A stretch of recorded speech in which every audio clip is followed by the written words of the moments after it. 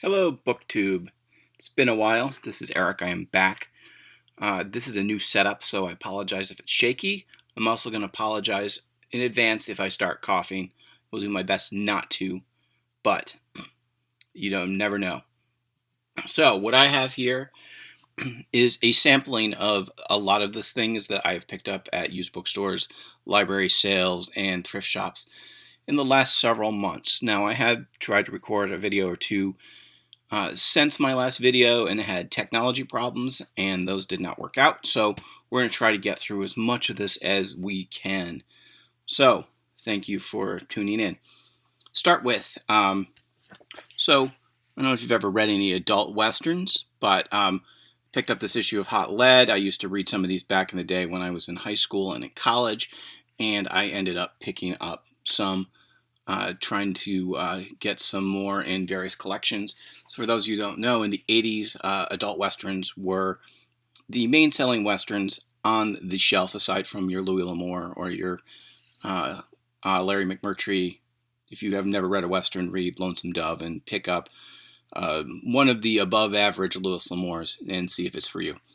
Anyway, so these featured a lot of graphic sex and violence. And some of them were what we would consider problematic today, but a lot of them were writers who were able to make some money and get books published and stay in business. And basically, as long as they had the requisite number of fights and or sex scenes, they could do whatever they wanted. So sometimes you wound up with some funky things. For instance, well, that's going to be obnoxious, isn't it?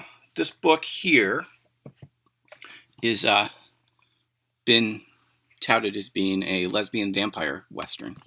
Haven't gotten around to reading it yet, but I believe the two authors basically said, yep, we managed to slip that past them. So looking forward to checking that out.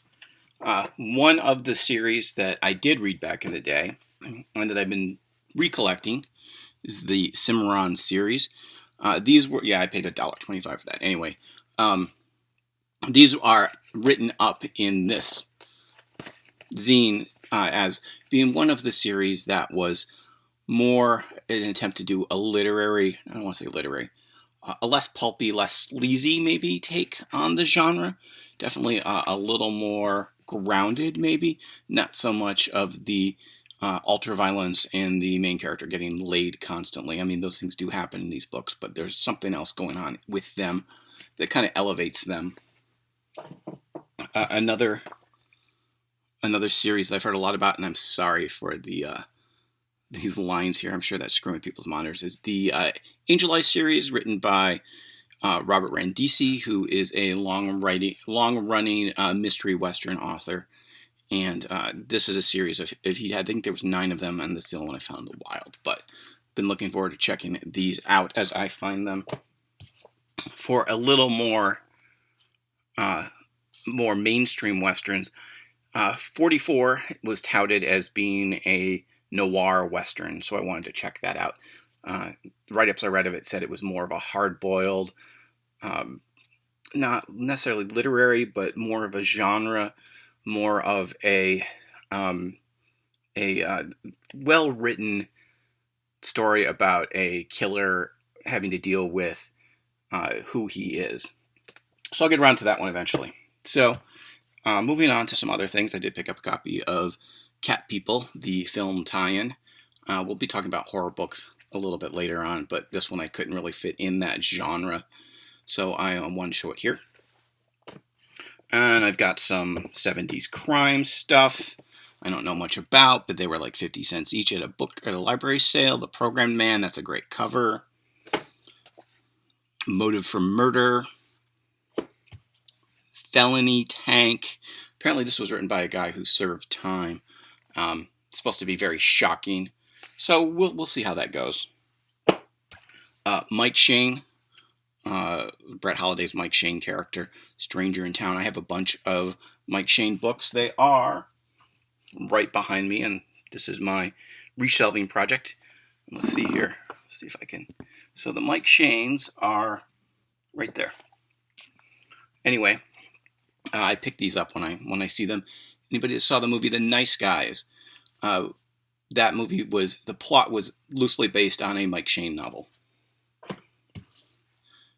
George V. Higgins, he of the Friends of Eddie Coyle fame, one of the great American crime writers. I have a bunch of his books. I did not have this one. I found it at a book sale over the weekend. Cotton Comes to Harlem by Chester Himes. I've read a Himes or two, pretty good stuff. I have some of them behind me, but Cotton Comes to Harlem is one that I've been looking for. And I'm not going to show you, but I have 2 full shelves of John D. MacDonald books. I think I'm missing 3 of his novels and maybe 2 or 3 of his nonfiction. But I found a copy of Dead Low Tide for $1 in this nice trade edition. So this is going to be perfect for reading. I've got a couple of these trade editions that I tend to pick up when I see them in good shape. All right, moving on to some science fiction and some weird stuff. Here's Fritz Leiber with Big Time. I've got some of his fantasy novels in the other room that I'm wanting to get to at some point, but I saw this and figured I'd grab it. So I used to do a blogging, and one of the blogs that I was linked to was this blog movement of Friday Forgotten Book Reviews, and one of those, somebody wrote about this book, and it intrigued me. It's supposed to be some kind of trippy 60s science fiction weird novel, and so I've always kept my eyes open for it and never was able to find a copy. So I found one reasonably priced on Amazon, but then I found this at a book sale, same author. Figured why not, and I found this at a used bookstore. So now I've got 3 novels by Richard Lupoff that I can check out.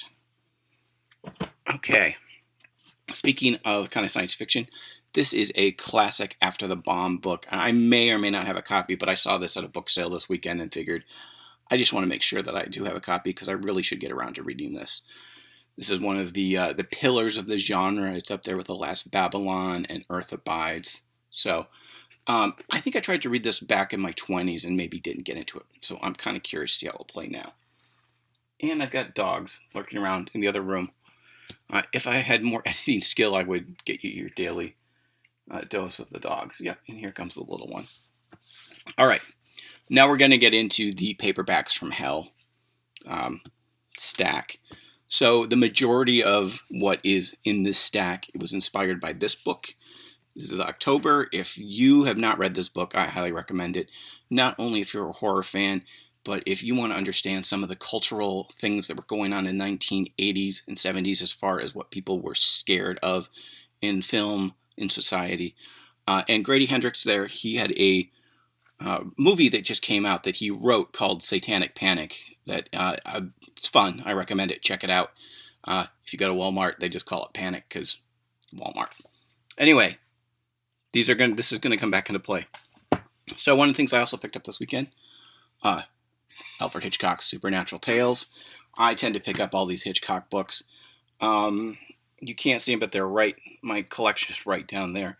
And actually, right here, I've got Alfred Hitchcock Anthology. These are kind of the anthology magazines. This whole room is still a work in progress as far as what is going to go where.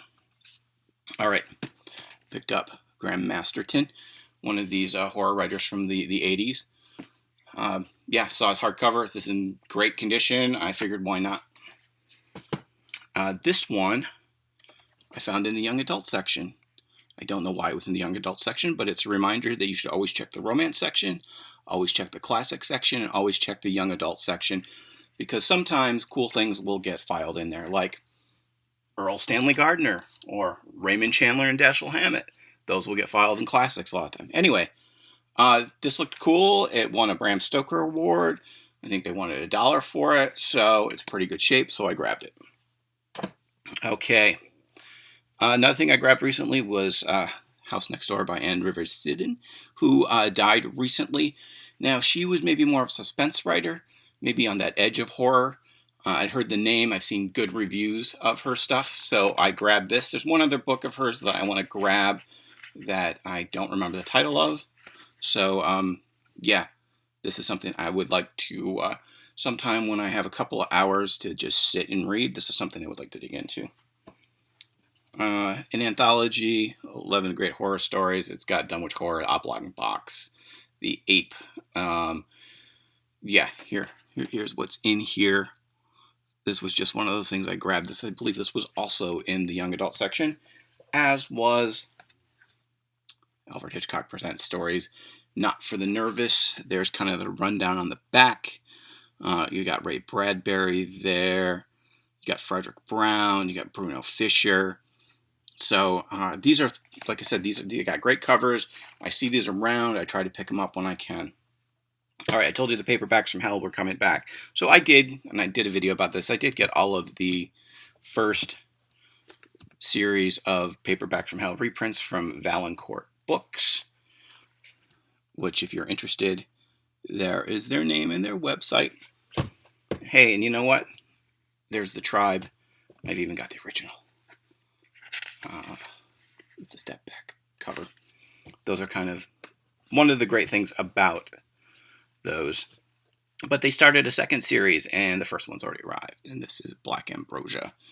Yes, I have not gotten into these yet. I am a very slow reader these days, and I look forward to the point when I have more daily time to read. All right, speaking of those, The Reaping was by Bernard Taylor, and I found a copy of Sweetheart, Sweetheart. I think I picked this up in Pittsburgh in September.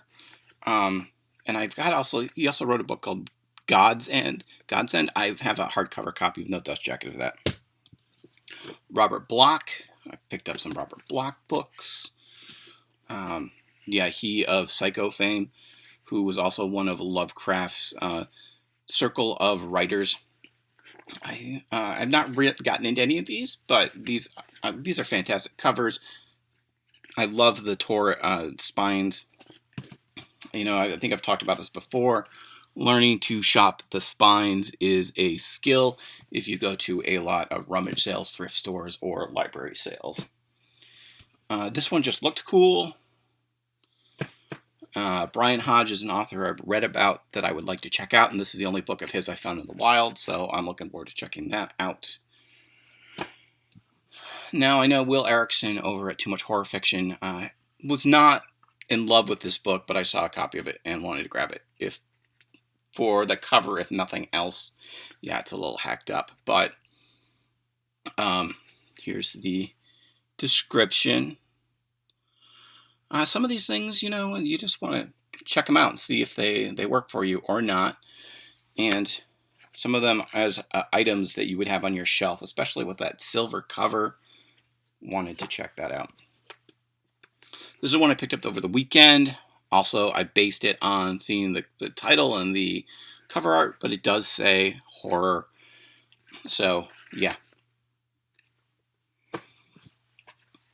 This is definitely covered in Paperbacks from Hell. This is one of the Creature Attacks rat books. So, yeah, it's like 100, 200 pages. So hopefully that will be something I can get through very quickly. So I'm going to take a quick break and put in a cough drop.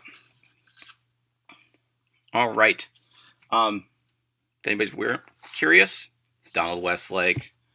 This is Richard Prather stuff. Up here is Lawrence Block. Down here is My Hard Case Crime. Got some Robert Parker. This is A.A. Fair, James Cain, Charles Willeford. And then up here is my Black Lizard collection with a couple of books that were original copies of what was reprinted. So, more horror novels. Stephen Marlowe. I just like the cover of this.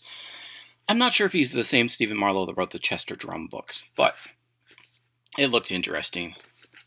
Sometimes a good cover is what you need to draw you in.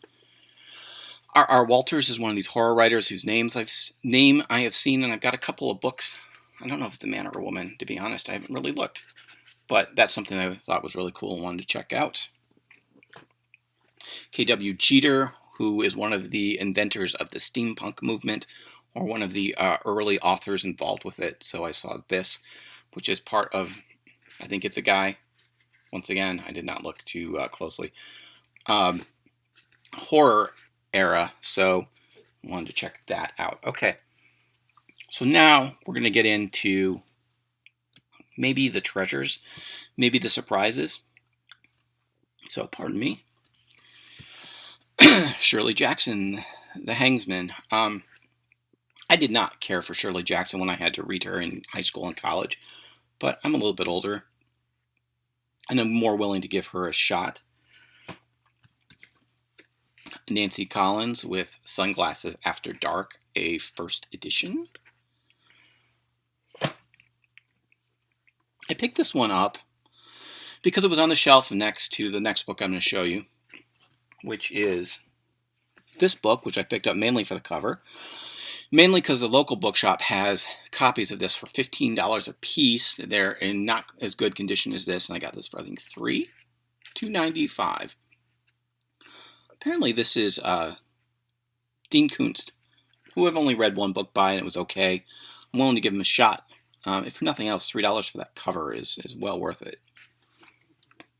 Another one I picked up, I already have a copy of this, but I think this is a better condition copy, and I've heard really great things about this book. I have read a little bit of Michael McDowell. I didn't love it, but I'm wanting to give him more of a shot. So I pick up his stuff when I see that for reasonable prices. Paperbacks from Hell recommended this one to me. It's been a while, so I don't remember exactly what it is about it that drew my attention, but it was definitely something I wanted to check out. All right, getting to the home stretch here. Edward Wagner. This one I've probably shown before. These are horror in a fantasy setting. That's my understanding. I've been wanting to check these out. Happy to find them, even if I had to pay a little bit up for this one because it's kind of a collector's item. So, yes, looking forward to those. All right, let's go with... I was happy to find this at a half-price books in Pittsburgh because I'd read about Witten, and I wanted to check this out. Apparently, there is a TV movie of Fangs of the Morning, or one of his books. But yeah, this sounded cool, and it was 2-in-1, and I was happy to find it because what I was really looking for was this, which I wound up having to order off of Amazon. I will let you look at that great cover. I was actually hoping it was going to be a later edition, more because I want this to read. It's in pretty good shape, so I'm not too worried about it, but I would definitely... There's another 2-in-1 in this set that has this in another book, and if I could find a copy of that, that'd be great. All right, last two books. Maybe we'll do one more. Picked this up in Pittsburgh, mainly because of the author, because I remembered the name, because I had finally broken down and ordered this hardcover of The Search for Joseph Tully, which sounds like a great book. Once again, been slowed getting to it. Sorry for the glare there. This sounds like it's ripe for reprinting. I've heard nothing but good things about it. Apparently it takes place in the 18th century. So, looking forward to checking this out. Okay, so let's do this. Another paperback from hell that I really want to get around to reading. I just haven't plunked down the time to start it in earnest yet. But everyone also talks very fondly of All Heads Turn When the Hunt Goes By. And I think that's it. So, thank you for watching. Hopefully we'll get the technology issues squared away. And once I get this closet more set up, I hope to be doing more videos. You can't see it, but behind the laptop is VHS tapes and CDs that I need to get out of here and put some kind of shelf over there. So, anyway, here's Dan J. Marlowe and Brian Garfield and Elmore Leonard over there. So, we will catch you next time.